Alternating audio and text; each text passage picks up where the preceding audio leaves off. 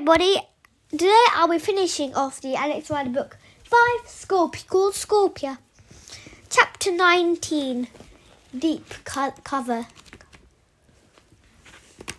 It ended inevitably, it seemed to Alex, in Alan Blunt's office in Liverpool Street. They left him alone for a week, but then the telephone call had come on Friday.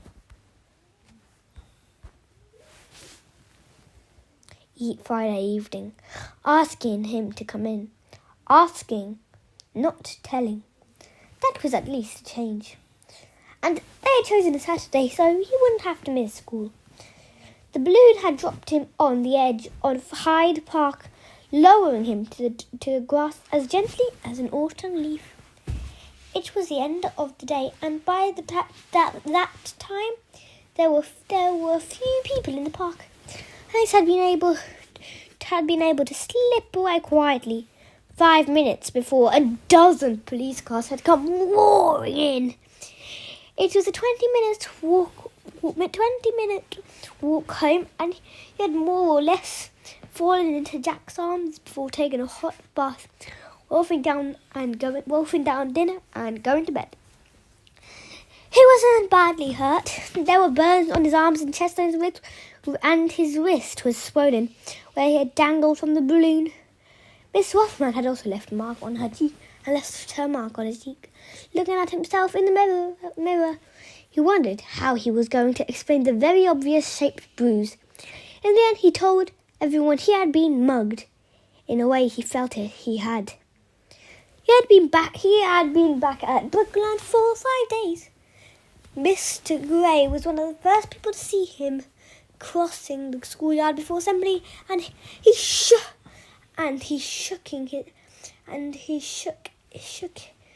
his head warily, but said nothing. The teacher had taken it as a personal insult that Alex had disappeared on his school trip to Venice, and although Alex felt terrible, he couldn't tell him the truth. On the other hand, Tom Harris was overjoyed. "I knew you'd be okay," he said. "You sounded a bit done when I spoke to you on the phone. That was after the place had blown up, but at least you were still alive." And a couple of days later, Jerry got an envelope stuffed with cash for a new parachute, except it was 5 times too much. "He's in New Zealand, thanks to you, base jumping off some building in Auckland. Just what he's always wanted." Tom took out a newspaper, cutting it. "Was this you?" he demanded. I looked at it. It was a photograph of the hot air balloon drifting over London. He could see a tiny figure clinging to it. Fortunately, the picture had been taken from too far away to identify him. Nobody knew what had happened at the Church of Forgotten Saints, and nobody knew he was involved. "Yes," Alex admitted. "But Tom, you mustn't tell anyone." "Well, we told Jerry." "No one else." "Yeah, I know. Official secrets and all that." Tom frowned. "Maybe I should join MI6.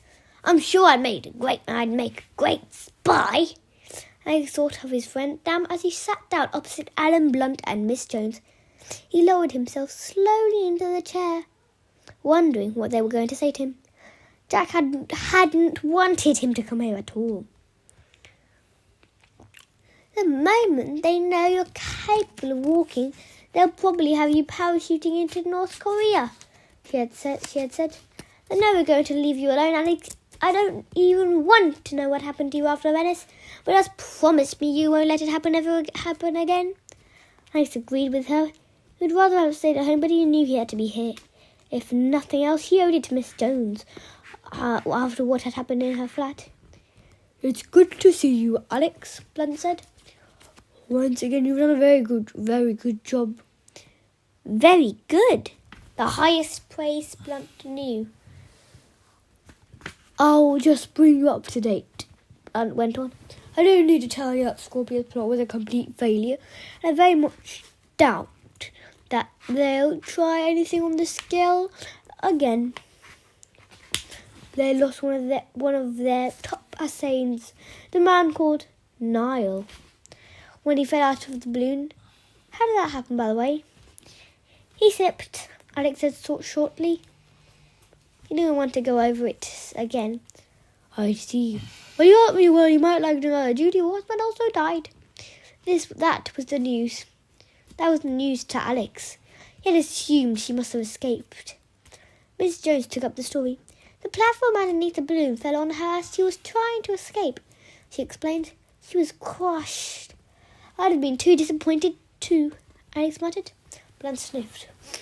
The most important thing of all is that London's children are going to be safe, as that scientist Dr. Stephenson explained. The nano shells will slowly pass out of their bodies. I will tell you, Alex, that the terahertz dishes were transmitting for at least a minute. God knows how close we came to a major disaster. I'll try to move a little faster next time, Alex said. Well, yes, one other thing. You might be amused to hear that Mark Kellner resigned this morning. The Prime Minister's Director of Communications. Remember him? He said in the press that he wants to spend more time with his family. The funny thing is, his family can't stand him. Nobody can. Mr. Kellner made one mistake too many. Nobody could have foreseen that stunt with the hot air balloon. But someone has to carry the can, and I'm glad to say it's going to be him. Well, if that's all you called me in for, I'd better get home. Alex said, I've missed more school, and I've got a lot to catch up on. No, Alex, I'm afraid you can't leave quite yet. Miss Jones sounded more serious than Alex had ever heard, and he wondered if she was going to make him pay for his attempt on her life. I'm sorry about what I nearly did, Miss Jones, he said, but I think I've more or less made up for it. That's not what I want to speak to you about. As far as I'm concerned, your visit to my flat never happened, but there's something more important. You and I have never spoken about Albert Bridge. I just felt God inside. I don't want to talk about it. Why not? Because I know what you did was right. I've seen Scorpia for myself. I know what they are capable of. If my father was one of them, then you were right. He deserved to die. The words caught Alex even as he spoke them, so they caught in his throat. There's somebody I want you to meet, Alex. He's coming to the office today and he's standing outside. I know you don't have to spend any more time here than you have to, but you would let him talk to you. It will only take a few minutes. All right, Alex shrugged. He didn't know what Miss Jones wanted to prove. He had no wish to return. The circumstances of his father's death. The door opened and a tall man walked in, bearded, with brown curly hair. I was beginning to grey. He was casually dressed in a beaten-up leather jacket and jeans. He looked in his early 30s, and although Alex was sure he had never met him, his face seemed vaguely familiar. Alex Ryder? He asked. He had a soft, pleasant voice. Yes, how do you do? He held out a hand. Alex stood up and felt his hand taken in a grasp that was warm and friendly. My name is James Adair, he said. I think you met my father, Sir Graham Adair. Alex was hardly likely to forget Sir Graham Adair was the permanent secretary to the Cabinet Office. He could see the similarity in the faces of the two men, but he knew James Adair from somewhere else too. Of course, he was a lot older now. The hair colour was different, and he was more thick-set, but the face was the same he had seen on a computer screen on Albert Bridge. James Adair is a senior lecturer at Imperial College here in London, Miss Jones explained. But 14 years ago, he was a student. His father was already an extremely senior civil servant. You were kidnapped, Alex interrupted. You were the one Scorpia kidnapped. That's right. Do you mind if we sit down? I feel very formal standing up like this. James Adair took a seat. Alex waited for him to speak. He was puzzled and a little apprehensive. This man had been there when his father was killed. In a way, it was because one of this man that John Ryder died. Why had Miss Jones brought him here now? I'll tell you my story and then get out of here, James said. When I was 18 years old, I was the victim of an attempt to blackmail my father. I was snatched by an organisation called SCORPIA, and they were going to torture me and kill me, unless my dad did exactly what they said. But SCORPIA made a mistake. My father could influence government, but he couldn't actually change it. There was nothing he could do. I was told I was going to die, but then at the last minute, there was a change of plan. I met one woman called Julie Rothman. She was very beautiful, but a complete bitch. I think she couldn't wait to get out of the red hot pokers or whatever. Anyway, she told me that I was going to be exchanged for one of her people. He'd been captured by MI6, and they were going to swap us on Albert Bridge. They drove me there very early one morning. I have to admit that I was terrified. I was certain there was going to be a double cross. I thought they might shoot me and dump me in the flames. But everything seemed to be straightforward. It was just like in a spy film. There were 3 men and me on one side of the bridge. They all had guns, and on the other side of the bridge I could see a figure. That was your dad. He was with some people from MI6. Lecter glanced at Miss Jones. She was one of them. It was my first major field operation. Miss Jones murmured. Go on, I said. He'd been drawn in. Couldn't help himself. Somebody gave a signal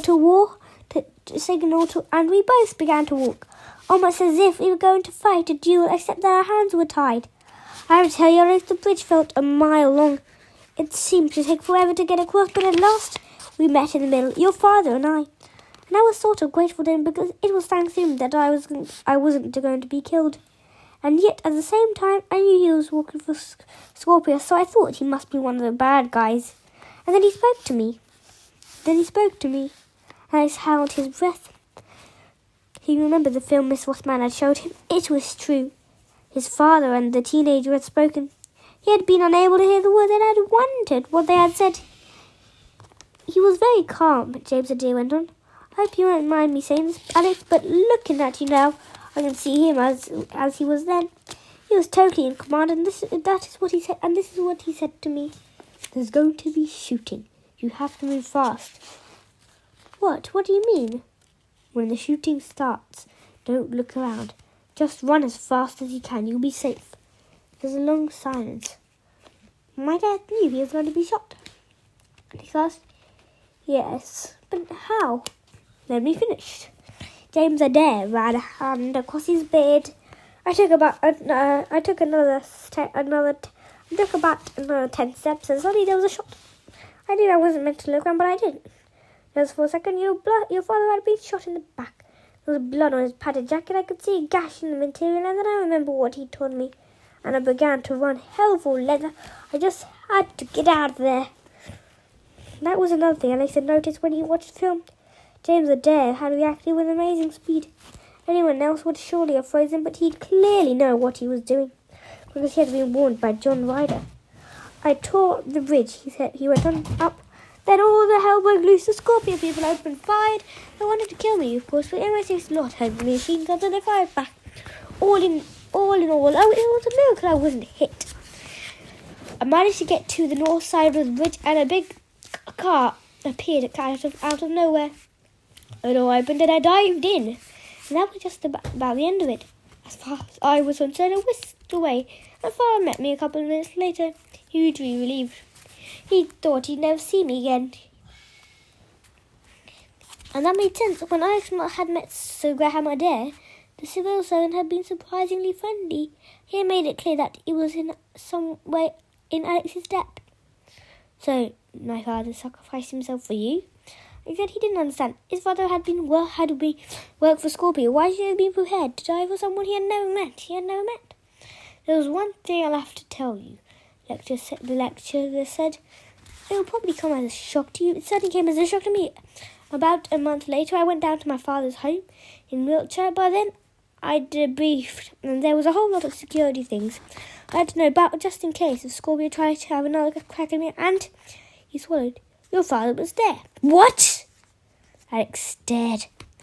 I arrived early, and as I came in, your father was leaving. He had a meeting with my dad. But that's... I know it's impossible, but it was definitely him. He recognised me at once. How are you? I'm fine, very much. Fine, thanks very much. I'm glad I was able to help. Look after yourself. That was exactly what he said to me. I remember the words exactly. Then he got in his car and drove off. So my father... James Adair stood up. I'm sure Miss Jones can explain it all to you, he said. But my dad wanted me to tell you how grateful we are to you. He asked me to pass that on to you. Your father saved my life. There's no doubt about it. I'm married now. I have 2 children. Funnily enough, I named the eldest John after him. There wouldn't be no children if it hadn't been for him. My father would have no sons and no grandsons. Whatever you may think of him, whatever you've been told about him, John Ryder was a brave man. James Adair nodded at Miss Jones and left the room. The door closed. There was a second long silence. I don't understand, I said.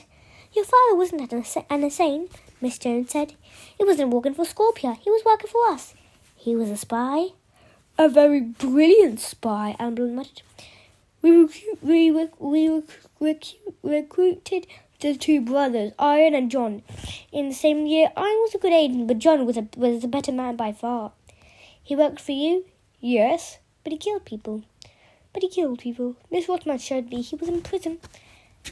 Everything Judy Rothman thought she knew about your father was a lie, Miss Jones said. It's true that he had been in the army, that he had a distinguished career with the parachute regiment, and that he was decorated for his part in the Falklands War. But the fight with the taxi driver, with the prison sentence, and all that we made up. It's called deep cover, Alex. We wanted John Ryder to be recruited by Scorpia. He was the bait, and they took him. Why? Because Scorpia was expanded all over the world. We needed to know what it was doing, the names of the people it was employing, the size and structures of its organisation. John Ryder was a weapons expert. He was a brilliant fighter, and Scorpia thought he was washed up. He was welcomed with open arms. All the time he was reporting to you. His information saved more lives. And you can imagine, but that's not true. Miss Rothman told me that he killed 5 or 6 people. And Yasan Gregorovich worshipped him.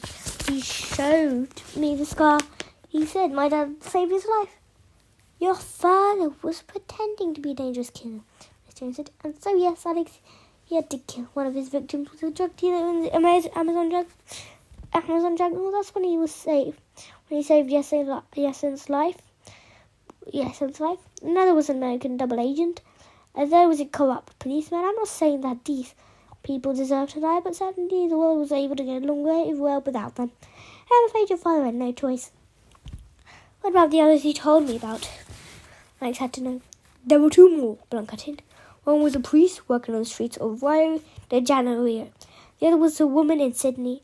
They were more difficult, so we couldn't let them die. And so we faked their deaths.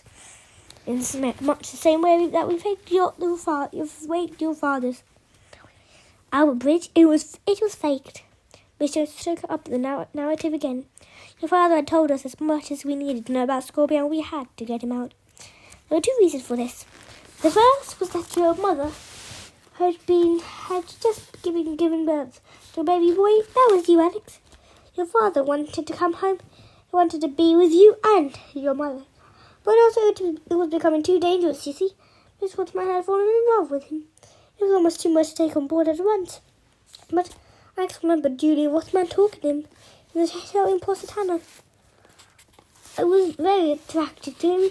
He's an extremely good-looking man. Alex tried to grasp at the truth, the swelling quicksand of lies and counter-lies. He told me he was captured in Malta. That was fake too, Miss Jones revealed. Joe and Riley couldn't just walk out of Scorpia. They'd never have let him, so we had arranged things for him, and that's what we did. He'd been sent to Malta, supposedly to kill a sex victim. He tipped us off, and we waited for him. We staged a ferocious gun battle. You know what we're capable of, Alex. We did more or less the same thing for you with that multiple pile-up on the Westway. Yes, and was there in Malta, but we let him escape. We needed him to tell Julia Rothman what had happened, that we captured John Riley. As far as Scorpia were concerned, he would be interrogated and either thrown back in prison or executed. They would never see him again. So why? And it still couldn't make complete sense of it. Why Albert Bridge? Albert Bridge was a bloody mess. Alex Malone said it was the first time Alex had ever heard him swear. You've met Sir Graham out there. He's a very powerful man. He also happens to be an old friend of mine. And when Scorpia took his son, I didn't think there would be anything I could do. It was your father, right? It was your father's idea, Miss Jones went on. Yes, I do, Sir Graham. He wanted to help. You have to understand, Alex, that's the sort of man he was. One day I want to tell you all about it, not just this. He believed passionately in what he was doing, serving his country. I know that sounds naive and old-fashioned, but he was a good soldier through and through. And he believed in good and evil. I don't know how else to put it. He wanted to make the world a better place. She took a deep breath. Your father suggested that we send him back to Scorpio as an exchange. He knew how Miss Rothman felt about him. He knew she would agree to anything to get him back. He knew she would agree to anything to get him back. But at the same time, you planned to double-cross her. There was a gunman in place, but the gun was loaded with blanks. John had a squib in the back of his jacket, a little firework, and a vial of blood. When the shot was fired, he activated himself. It blew a little hole in the back of his jacket. He went sprawling and pretended to be dead. It looked as if MI6 had killed him in cold blood, but he never hurt him. Alex, that's why I wanted you to meet James Adair.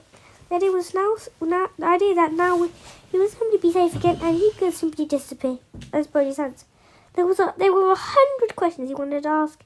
His mother, his father, Julie Rothman, the bridge. He was shaken, and he had to force himself back under control.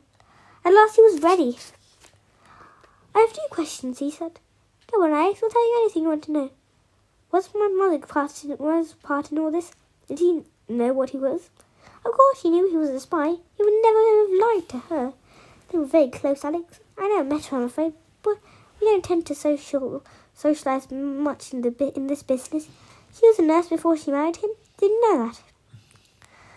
Ryder had told Alex that his mother had been a nurse, but he didn't want to talk about that now. He's simply building himself up, finding the strength to ask the worst questions of all. So how did my father die? He said. And my mother, is she still alive? What happens to her? Miss Jones laughed at Alan Blunt, and it was he who answered. After the affair on Albert Bridge, it was decided that it would be best if your father took a long holiday, he said. The mother went with him.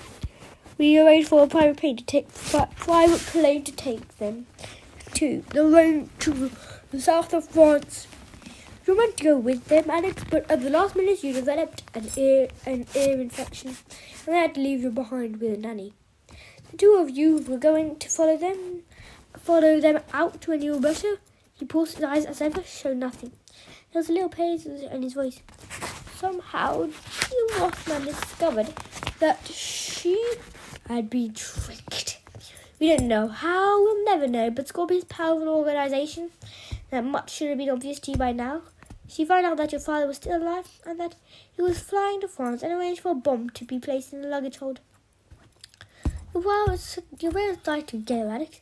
I suppose that's something of a mercy, and it was all so quick. They wouldn't have any idea a plane accident. That was what Alex had been told all his life. Another lie. Alex stood up. He wasn't sure what he was feeling. On the one hand, he was grateful. His father hadn't been an evil man. He'd be the exact opposite. Everything Julia Rothman had told him, and everything he had thought about himself, had been wrong. And at the same time, It was an overwhelming sadness, as if she was mourning his parents for the very first time. Alex, we'll get a driver to take you home, Miss Jones said. And we can talk whenever you're ready. Why didn't you tell me? I cried, and his voice. That's what I don't understand. I nearly killed you, but you didn't tell me the truth. You sent me back to Scorpia just like my dad, but you never told me that it was Judy Voicman who killed him. Why not? Miss Jones had also got to her feet. We needed to help you find the dishes. There was no question about it. Everything depended on you. But I didn't want to manipulate you. I know you think that's what we always do, but if I told you the truth about Judy, what am I then giving you a homing device and sent you in after her? I have been asking you in the worst possible way. You went in there, Alex, for the same reason that your father went to Albert Bridge, and I wanted you to have that choice. That's what makes you such a great spy. It isn't that you are made one or trained to be one. It's that in your heart you are one. I suppose it runs in the family. But I had a gun. I was never in any danger. Quite apart from the glass, you couldn't even bring yourself to aim at me, Alex. I knew you couldn't. There was no need to tell you then. I didn't want to. The way Miss Watson deceived you was so horrible. She shrugged. I wanted to give you the chance to work things out for yourself. For a long moment, nobody said anything. Alex turned away. I need to be on my own, he mumbled. Of course. But of course. Jones went over to him and touched him lightly on the arm. It was the arm that was least burnt. Come back when you're ready, Alex. Yes, I will. I spoke to the door. He opened it, but then he seemed to have second thoughts. Can I ask one final question, Miss Jones? Yes, go ahead. It's just something I've always wondered, and it might as well ask you now. He paused. What's your first name? Miss Jones stiffened, sitting behind his desk. Alan Blunt looked up, then she relaxed. It's Tulip, she told me. My parents were keen gardeners. Alex nodded. It made sense. He wouldn't have used that name either. He walked out, closing the door behind him. Right, everybody, listen to the last chapter of the entire book we're about to finish today. Chapter 20. A Mother's Touch. Scorpia never forgot. Scorpia never forgave. The sniper had been paid to take revenge, and that was what he would do. His own life would be forfeit if he failed. He knew that in a few minutes a 14-year-old boy would walk out of the bridge building which pretended to be an international bank. That was really nothing of the sort. It didn't matter to him that his target was a child. He had persuaded himself that it didn't. It was a terrible thing to kill a human being. It was so much worse to kill a 27-year-old man who would never be 28 than a 14-year-old boy who would never be 15. The sniper had decided that death was death. That didn't change, nor did the £50,000 he would be paid for the hit. For this hit. As usual, he would aim for the heart. The target area would be a fraction smaller this time, but he would not miss. He never missed. It was time to prepare himself, to bring his breathing under control, to enter that state of calm before the kill. He focused his attention on the gun that he was holding. The self-loader. This is a long name. The self-loader Rugger .22 model K10/22 It was a low velocity weapon, less deadly than some he might have chosen. But the gun had two huge advantages. It was lighter and it was very compact. By removing just two screws, you'd be able to separate the barrel and trigger mechanism from the stock. The stock itself folded in two. He'd been able to carry the whole thing across London in an ordinary sports bag without drawing attention to himself. In his line of work, that this was the critical thing. He squared his eye against a loophole 14 times 50 millimeter side focus scope, adjusting the crosshairs against the door through which the boy would pass. He loved the feel of the gun in his hands, the snug fit, the perfect balance. He had customized it to suit his needs. The stock was laminated wood with water resistance adhesive, making it stronger and less likely to warp. The trigger mechanism had been taken apart and polished for a smooth release. The rifle would reload itself as fast as it could fire, but he would only need a single shot. The sniper was content. When he fired for a blink of an eye, the bullet began its journey down the barrel, travelling at 331 meters per second. Here the rifle would be won. The target didn't matter. Even the payment was almost irrelevant. The act of killing was enough itself. It was better than anything in the world. It was the moment that the sniper was God. He waited. He was lying on his stomach on the roof of an office block on the other side of the road. He was a little surprised that he had been able to get across. He knew that the building opposite him had housed the Special Operations Division of MI6, and he had supposed that they would keep on a careful watch on the other offices all round. On the other hand, he had picked up two locks and dismantled a complicated security system to get here. It hadn't been easy. The door opened, and the target appeared. If he wanted to, the sniper could have seen a handsome 14-year-old boy with fair hair and one strand hanging down over his eyes.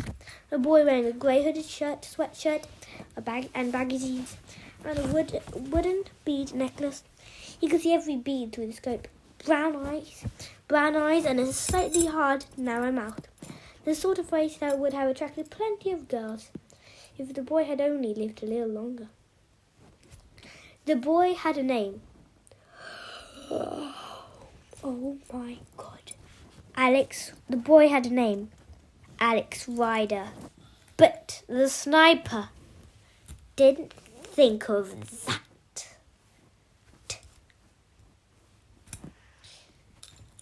He didn't even think of Alex as a boy. He was a heart, a pair of lungs, a convoluted system of veins and arteries. But very soon he would be nothing at all. That was why the sniper was here, to perform a little act of surgery, not with a scalpel but a bullet. He licked his lips and focused all his attention on his target. He wasn't holding the gun. The gun was part of him. His finger curled against the trigger. He relaxed, enjoying the moment, preparing to fire. Alex Ryder stepped out of the street. It was about 5 o'clock and there were a few people around. He was thinking about all the things he had been told in Alan Blunt's office. They still wouldn't quite register. It was just too much to take in. His father had been a saint. He had been a spy working for MI6. John Ryder and I Ryder both spies, and now Alex Ryder at last our family, and yet Miss Jones had told him that she wanted him to make a choice, but he wasn't sure that the choice had ever been his. Yes, he had chosen not to belong to SCORPIA. That didn't mean he had to be a lifelong member of MI6. Alan Blunt would want to use him again. That much was certain. But maybe he would find the strength to refuse. Maybe knowing the truth at last would be enough. All sorts of confusing thoughts were racing through his mind, but he had already made one decision. He wanted to be with Jack. He wanted to forget his homework and go out for a film and a blowout dinner. Nothing healthy. He had said he would be home by 6. Perhaps he would call and meet her at the multiplex of on the Fulham Road. It was Saturday. He deserved a night out. He took a step and stopped. He took a step and stopped.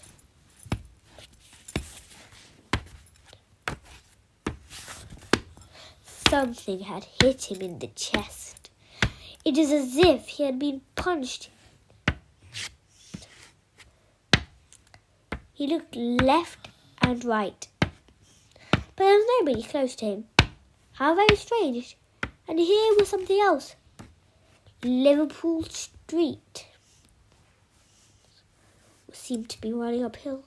He knew it was flat, but now it was definitely slanting. Even the buildings were leading to one side. He didn't understand what was happening.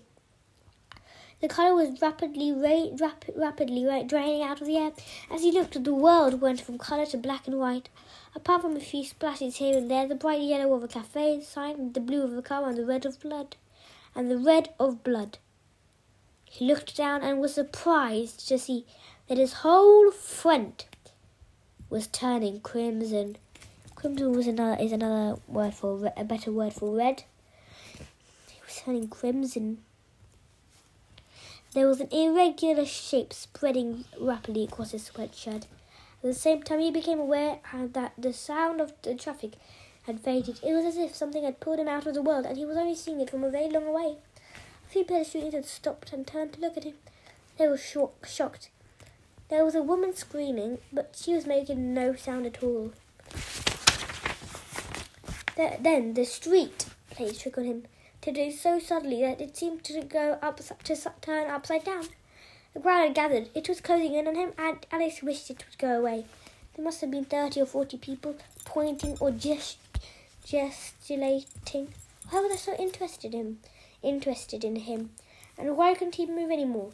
He opened his mouth to ask for help, but no words. Not even a breath came out. Alex was starting to feel scared. There was no pain at all, but something told him that he must have been hurt. He was lying on the pavement. Although he didn't know how he had got there, there was a red circle around him, widening with every second that paused. He tried to call for Miss Jones. He opened his mouth, and again he did hear a voice calling, but it was very far. It was very away. When he saw two people that knew that everything was going to be all right after all. They were watching him with a mixture of sadness and understanding, as if they had always expected this to happen, but they were sorry that it had. They were still sorry that it had. There was a little colour left in the crowd, but the two people were entirely black and white. The man was very handsome, dressed in a military uniform with close-cut hair and a solid, serious face. He looked very much like Alex, although he seemed to be in his early 30s. The woman standing next to him was smaller and seemed to be more vulnerable. She had long, fair hair and eyes that were filled with sorrow. He had seen photographs of this woman, and he was astonished to find her here. He knew that he was looking at his mother. He tried to get up, but he couldn't. He wanted to hold her, but his arms would no longer obey him. He wasn't breathing anymore. But he hadn't noticed. The man and woman stepped forward out of the crowd. The man said nothing. He was trying to hide his emotion, but the woman leant down and reached out a hand. We know that Alex realized that he had been looking for her all his life. She reached and touched him, her finger finding the exact spot where there was a small hole in his shirt. No pain, just a sense of tiredness and resignation. Alex Rider smiled and closed his eyes. But everybody, that's the end of me reading you Alex Rider books. For the rest of this, for Alex Rider book 5 for the rest. Forever. I just read to you Scorpia, and I literally just finished the book. Bye-bye, Scorpia, and hello, Archangel. If you're wondering, Archangel is the book after Scorpia. Actually, I'll tell you the book order of the Alex Rider books. There's 13 in this series. There's 13 books in this. Right. Here we go.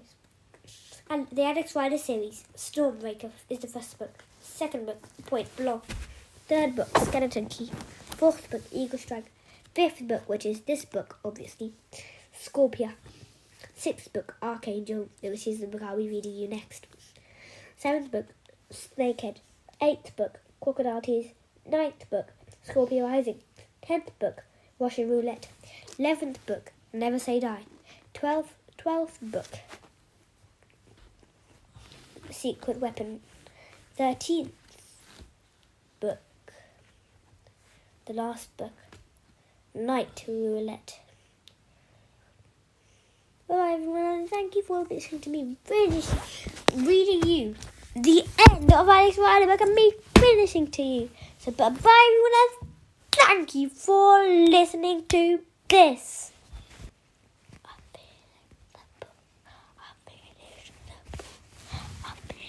I finished the book.